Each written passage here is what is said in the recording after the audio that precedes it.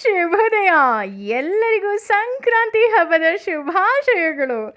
ಸಂಕ್ರಾಂತಿ ಹಬ್ಬದಲ್ಲಿ ನಮ್ಮ ಹಿರಿಯರು ಹೇಳೋ ಮಾತೇನಪ್ಪ ಅಂದರೆ, ಎಳ್ಳು ಬೆಲ್ಲ ತಿಂದು ಒಳ್ಳೊಳ್ಳೆ ಮಾತಾಡುವಂಥ. ಯಾಕೆ ಅಂತ ಅಂದರೆ, ಒಳ್ಳೆಯ ಮಾತಾಡೋದ್ರಿಂದ, ಒಳ್ಳೆಯ ಕಾರ್ಯವನ್ನು ಮಾಡೋದ್ರಿಂದ ಅದೆಲ್ಲವುದು ಸಹ ನಮಗೆ ಮರಳಿ ಬರುತ್ತೆ ಅನ್ನೋದು ಇದರ ಅರ್ಥ.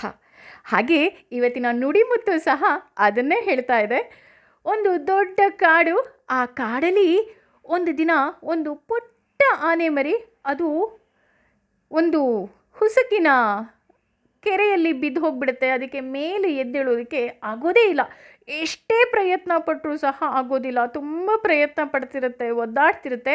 ಇದನ್ನು ನೋಡಿದಂತಹ ಒಂದು ಬಲಿಷ್ಠವಾದ ಕಾಡೆಮ್ಮೆ ಅದನ್ನು ಅದರ ಬಲವನ್ನು ಉಪಯೋಗಿಸಿ ಅದನ್ನು ಮೇಲಕ್ಕೆ ತರುತ್ತೆ. ಮೇಲಕ್ಕೆ ತಂದು ಏನೂ ಮಾತಾಡೋದಿಲ್ಲ, ಸುಮ್ಮನೆ ಹೋಗುತ್ತೆ. ಈ ಆನೆ ಮರಿ ಪಿಳಿ ಕಣ್ಣು ಬಿಟ್ಕೊಂಡು ನೋಡ್ತಾನೆ ಇರುತ್ತೆ. ಏನಿದು, ಇವರು ಸಹಾಯ ಮಾಡಿದ್ರು, ಏನೂ ಮಾತೇ ಆಡಲಿಲ್ವಲ್ಲ ಅಂತ. ಆದರೆ ಹೀಗೆ ಸ್ವಲ್ಪ ಸಮಯ ಕಳೆಯುತ್ತೆ. 15 ವರ್ಷಗಳ ನಂತರ ಇದ್ದಕ್ಕಿದ್ದ ಹಾಗೆ ಒಂದು ಮುದಿ ಕಾಡೆಮ್ಮೆ ಕಾಡಿನಲ್ಲಿ ಹೋಗ್ತಾ ಇರುತ್ತೆ. ಇದ್ದಕ್ಕಿದ್ದ ಹಾಗೆ 4-5 ಸಿಂಹಗಳು ಅದನ್ನು ಆಕ್ರಮಣ ಮಾಡೋದಕ್ಕೆ ನೋಡುತ್ತೆ. ಆದರೆ ಅದಕ್ಕೆ ಯಾವುದೇ ರೀತಿಯಾದಂತಹ ಬಲ ಇರೋದಿಲ್ಲ.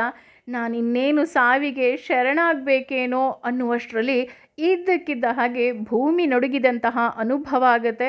ಎಲ್ಲ ಸಿಂಹಗಳು ಏನಾಯಿತು ಅಂತ ನೋಡುವಷ್ಟೊತ್ತಿಗೆ ಒಂದು ದೊಡ್ಡ ಒಂಟಿ ಸಲಗವೊಂದು ಆ ಸಿಂಹದ ಹಿಂಡಿಗೆ ಬಂದು ಆ ಎಲ್ಲ ಸಿಂಹಗಳನ್ನು ಗಾಳಿಯಲ್ಲಿ ತೂರಿ ಬಿಡುತ್ತೆ. ಹಾಗೆ ಆ ವಯಸ್ಸಾದಂತಹ ಕಾಡೆಮ್ಮೆಯನ್ನು ತನ್ನ ಸೊಂಡಿಲಿನಿಂದ ಮುದ್ದಿಸೋದಕ್ಕೆ ಶುರು ಮಾಡುತ್ತೆ. ಅದೇ ಆ ಪುಟ್ಟ ಆನೆ ಮರಿಯೇ ಆ ದೊಡ್ಡ ಒಂಟಿ ಸಲಗವಾಗಿರುತ್ತೆ. ಅದಕ್ಕೆ ಹೇಳೋದು ರೀ, ಯಾವಾಗಲೂ ಅಷ್ಟೇ ಒಳ್ಳೆ ಮಾತಾಡಬೇಕು. ಯಾಕೆ ಅಂದರೆ ಆ ಒಳ್ಳೆ ಮಾತುಗಳು ಸಹ ನಮಗೆ ಹಿಂದಿರುಗಿ ಬರುತ್ತೆ. ಈ ಜಗತ್ತು ಅನ್ನೋದು ಕನ್ನಡಿಯ ಹಾಗೆ. ನೀವು ಒಳ್ಳೆಯ ಮಾತಾಡಿದ್ರೆ ನಿಮ್ಮ ಜೀವನದಲ್ಲಿ ಒಳ್ಳೆಯ ಮಾತುಗಳೇ ಬರುತ್ತೆ. ನೀವು ಕೆಟ್ಟ ಮಾತಾಡಿದ್ರೆ ಕೆಟ್ಟ ಮಾತುಗಳೇ ವಾಪಸ್ ಬರುತ್ತೆ.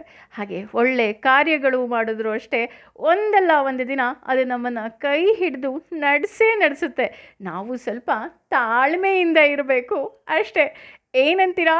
ಹೇಗಿದೆ ಸಂಕ್ರಾಂತಿ ಹಬ್ಬ ನಿಮ್ಮೂರಲ್ಲಿ? ಎಲ್ಲರಿಗೂ ಮತ್ತೊಮ್ಮೆ ಸಂಕ್ರಾಂತಿ ಹಬ್ಬದ ಶುಭಾಶಯಗಳು. ಹಾಗೆ ಎಳ್ಳು ಬೆಲ್ಲವನ್ನು ತಿಂದು ಒಳ್ಳೆ ಮಾತಾಡಿ. Thank you.